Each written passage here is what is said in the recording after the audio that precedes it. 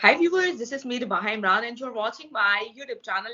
Viewers, आज हमें doctor Ishtiyaq Ahmad साहब ने ज्वाइन किया जो कि किसी तारुफ के मोहताज नहीं है. सर बहुत शुक्रिया हमारे व्यूवर्स के लिए आपने टाइम निकाला.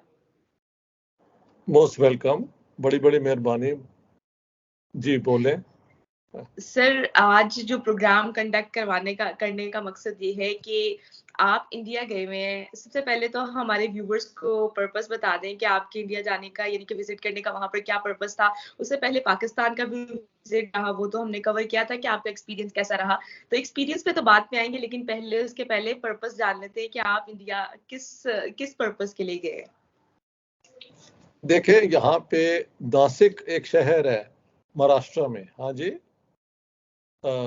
जी. वो पिछले 100 साल से हर साल किसी एक स्पीकर को पॉलिटिकल इशू पे बोलने के लिए बुलाते हैं.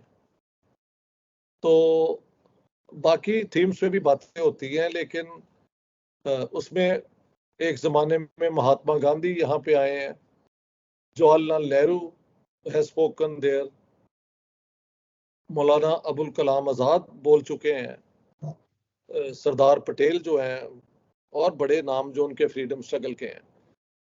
तो वो वहां से मुझे दावत आई कि ये सेंटेनरी साल जो है 100 साल लेक्चर आप आके दें.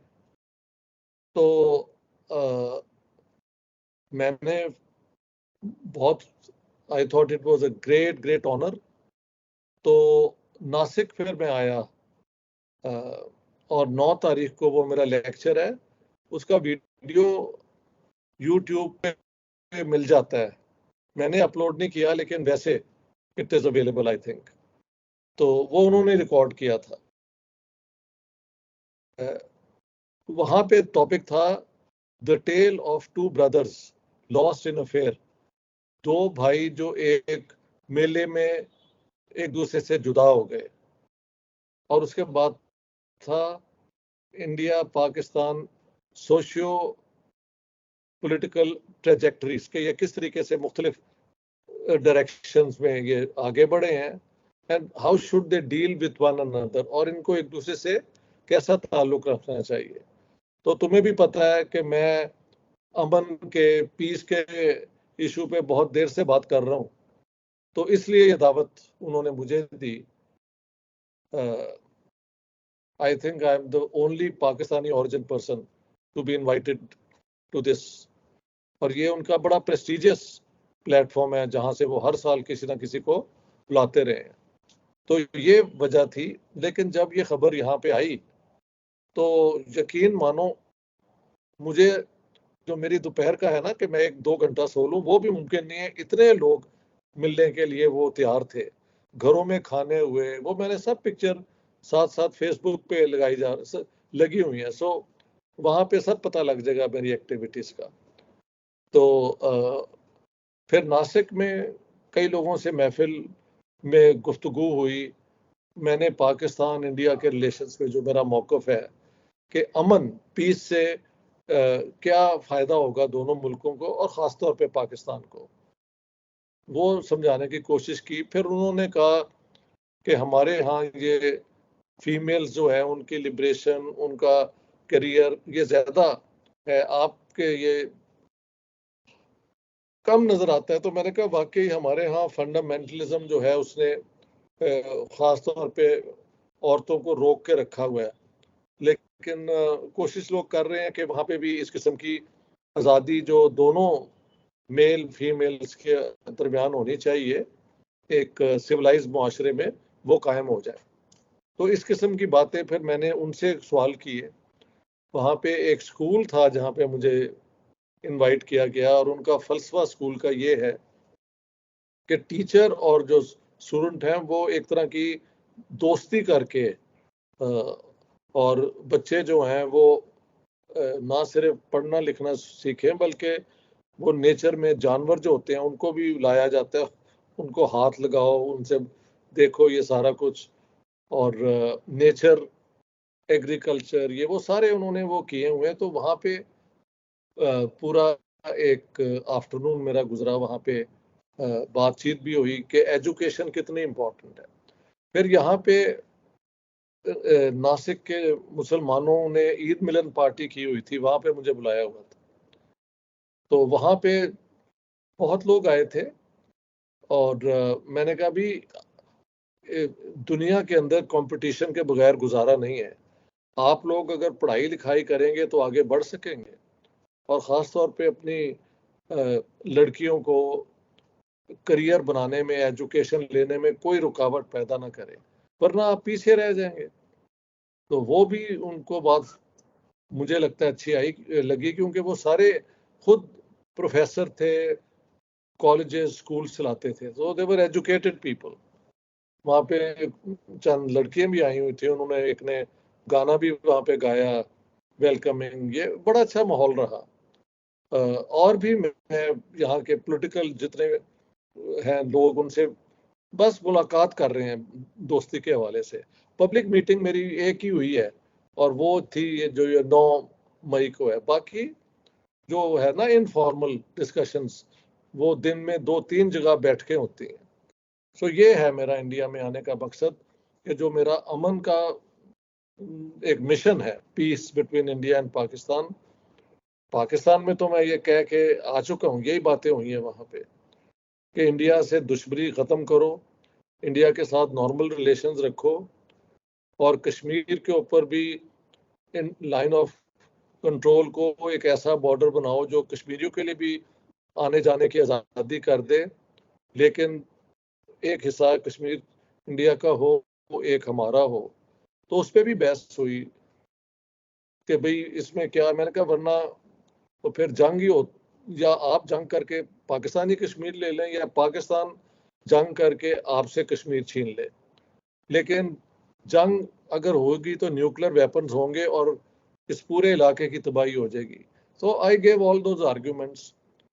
फिर घरों में उनके खाने, उन्होंने महाराष्ट्रियन जो हॉस्पिटैलिटी है पूरी, I have enjoyed. So I am having a great time. अब मैं नासिक से कल आया था बॉम्बे, मुंबई, और आज मेरी जो किताब है pre partition Punjab contribution to Indian cinema, वो मशहूर फिल्म मेकर सुभाष घाई, हाँ जी, उन्होंने उसको अपने स्टूडियो में लॉन्च किया। तो वहाँ बहुत लोग आए हुए थे।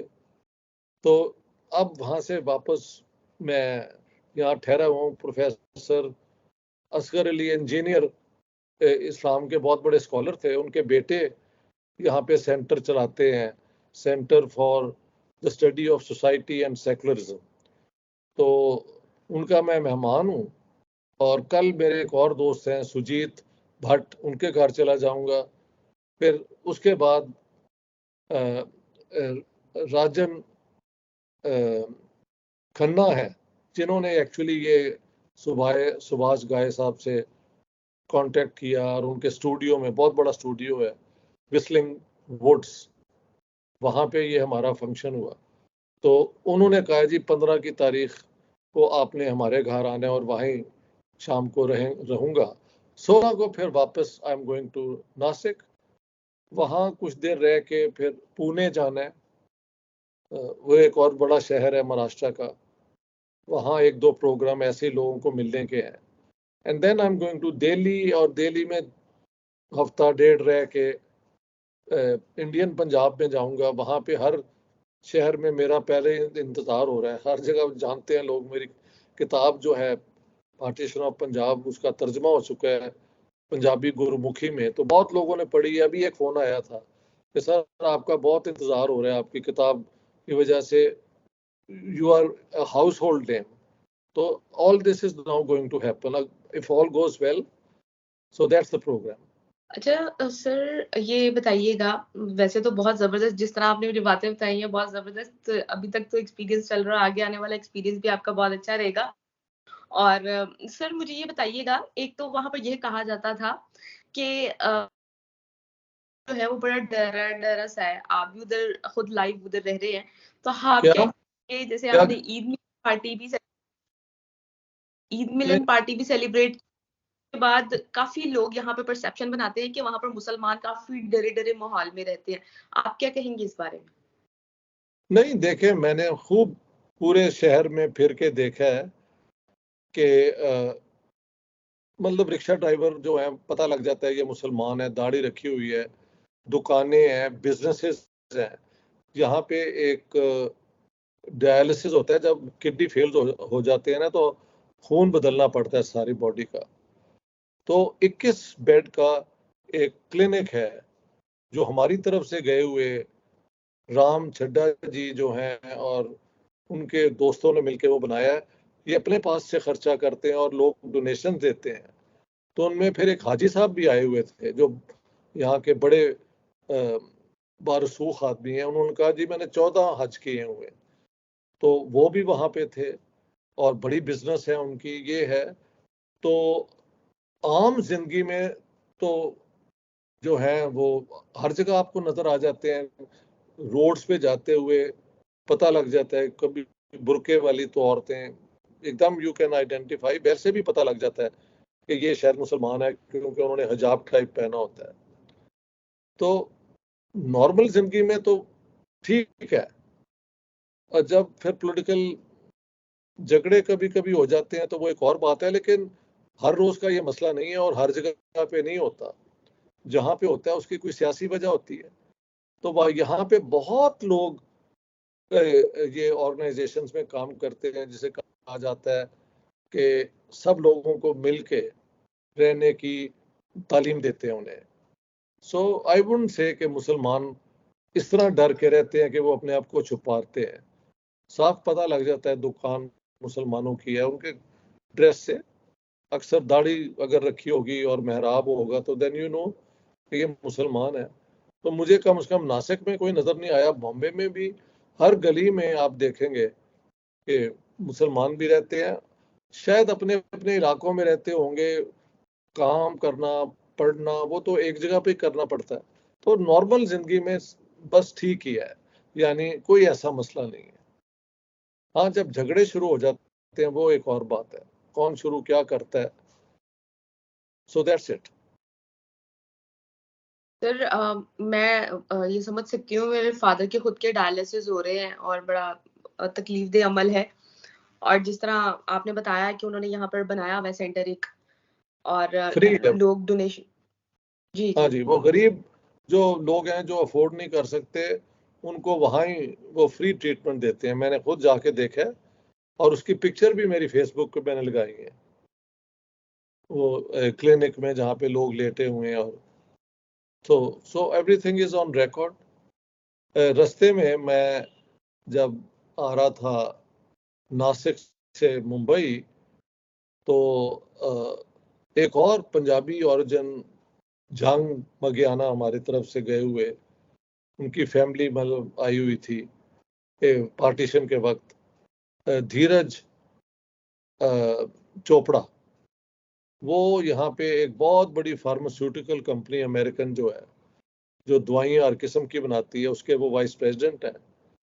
तो उन्होंने कहा जनाब आप जब जाएंगे ना नासिक से बॉम्बे तो प्लीज अपनी गाड़ी रोकें और लंच मेरे साथ करें।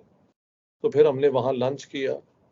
मेरे साथ एक हमारे दोस्त, देखें मेरे जो वहाँ पे होस्ट जो है ना इस वक्त, वो है अजय मधुकर तोशनीवाल, जिन्होंने शुरू में मुझे कांटेक्ट किया था। और वो जो ये कमेटी है ना, वसंत व्याख्यान माला के कमेटी के वो मेंबर हैं, ऑर्गेनाइजेशन कमेटी के।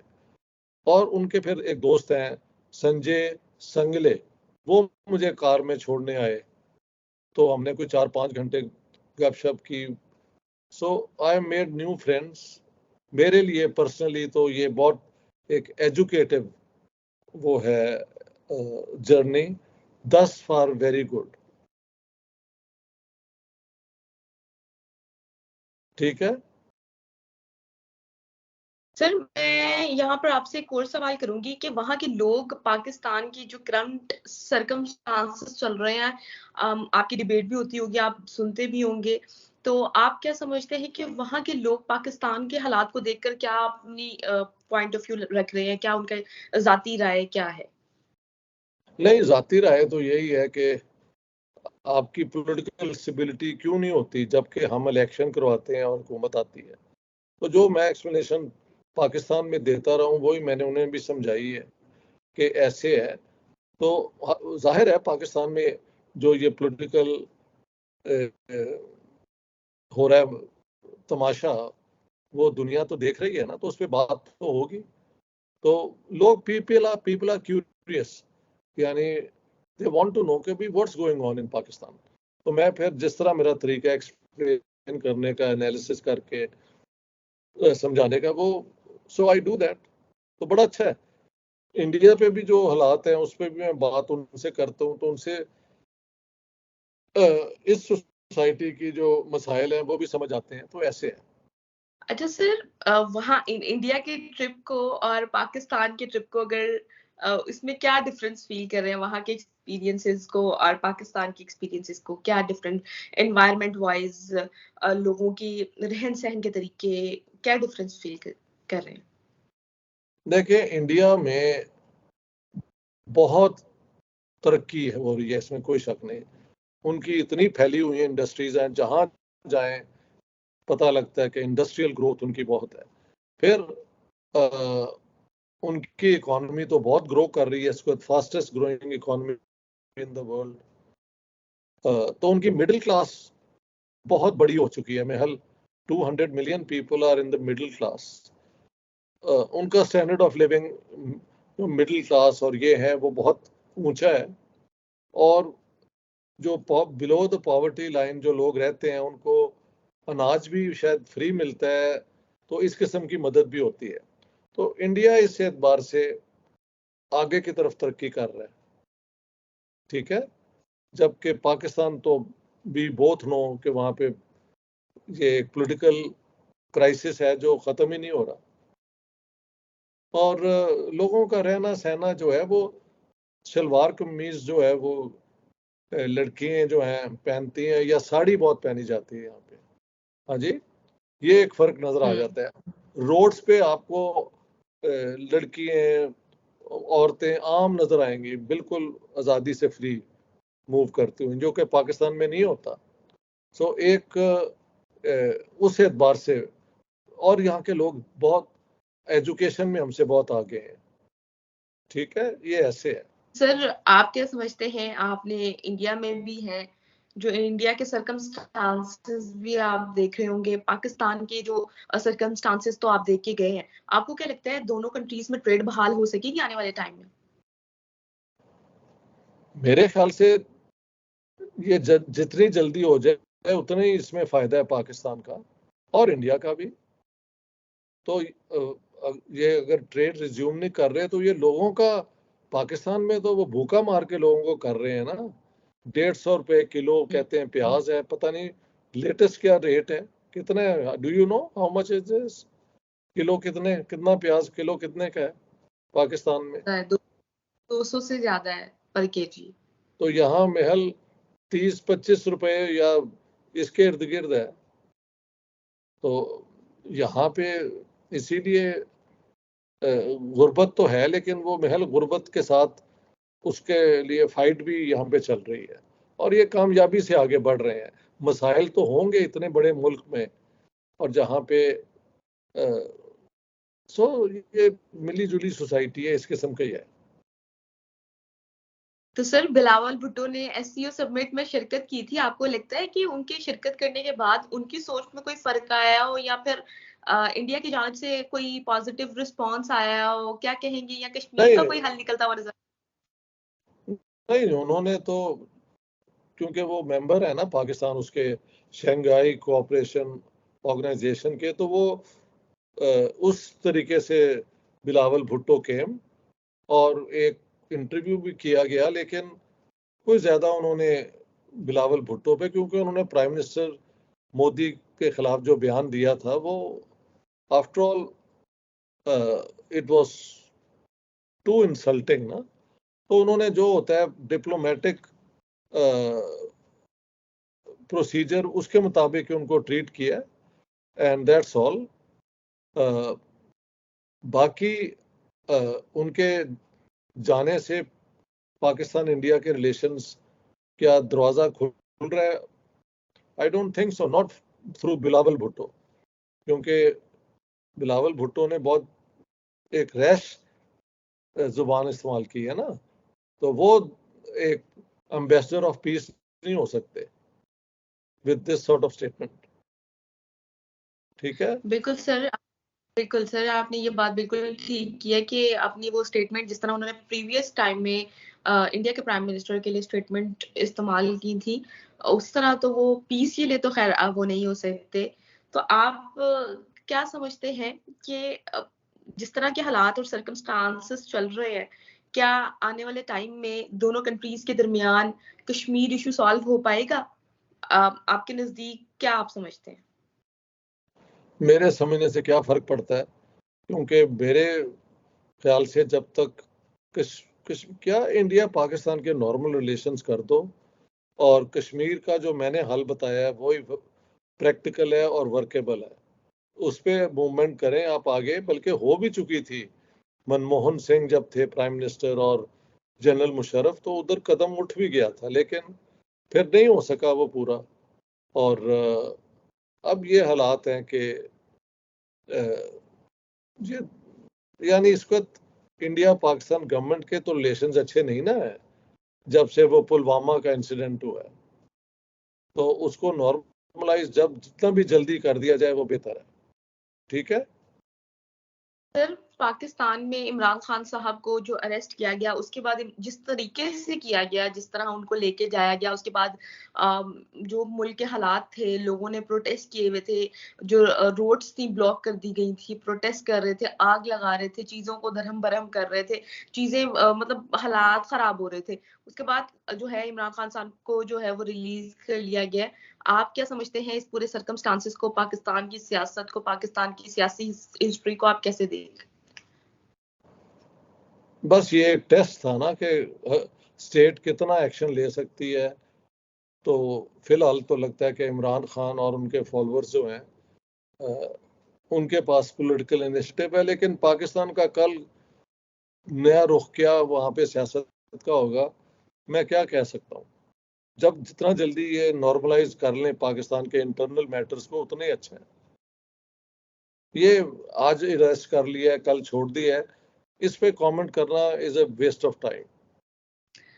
चले सर, बहुत शुक्रिया आपका, और आपने मुझे टाइम दिया, और इस तरह की जो डिबेट्स है, और जब आपका इंडिया का टूर कंप्लीट हो जाएगा, फिर हम आपसे आपका एक्सपीरियंस जानेंगे कि ओवरऑल आपका एक्सपीरियंस कैसा रहा।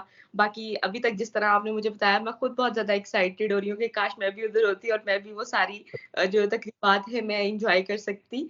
और बट उसके लिए मुझे बहुत मेहनत करनी पड़ेगी उस लेवल पे जाने के लिए। और टाइम लगेगा, आपकी टाइम लगेगा। बिल्कुल सर, मैं आपकी बहुत बड़ी फैन हूँ, और आपने अपनी किताबों से और आपने जिस तरह आपने आपके थॉट प्रोसेस है, उससे आपने काफी लोगों को जो है एक नई रुख दिया है सोसाइटी में, और उसके लिए बहुत शुक्रिया। और उम्मीद करती हूँ कि आप जिस तरह पीस के लिए काम करें इंडिया पाकिस्तान में, और उम्मीद करती हूँ कि ये बहुत पॉजिटिव वे में आगे जाए, और हम भी अपनी तरफ से पूरी कोशिश करें कि पीस फैलाया जाए, और हमें दें। आप बहुत भी शुक्रिया पीस सर। में अपना जो है ना काम करती रहे, कि दोनों बिल्कुल मुल्कों के दरमियान अगर नॉर्मल रिलेशंस हो जाएं, गुड नेबरली रिलेशंस हो जाएं, भाईचारा हो जाए, तो देखें इस इलाके में तरक्की कितनी होती है। बिल्कुल कितना बिल्कुल वेस्ट सर। होता है रिसोर्सेज जंग की तैयारी के लिए, जो कि कभी जंग होनी नहीं, और अगर हुई तो दोनों तबाह हो जाएंगे। तो ये बेवकूफ़ी है ना, इट्स अ बिल्कुल सर, वेस्ट ऑफ अपना रिसोर्सेज। ऑल द ऐसे ही बेस्ट, है। Take care, thank you. See you thank you so later. Much sir. बस ऑल द आपका बहुत बेस्ट। शुक्रिया। हमें दे इजाजत। Thank you so much.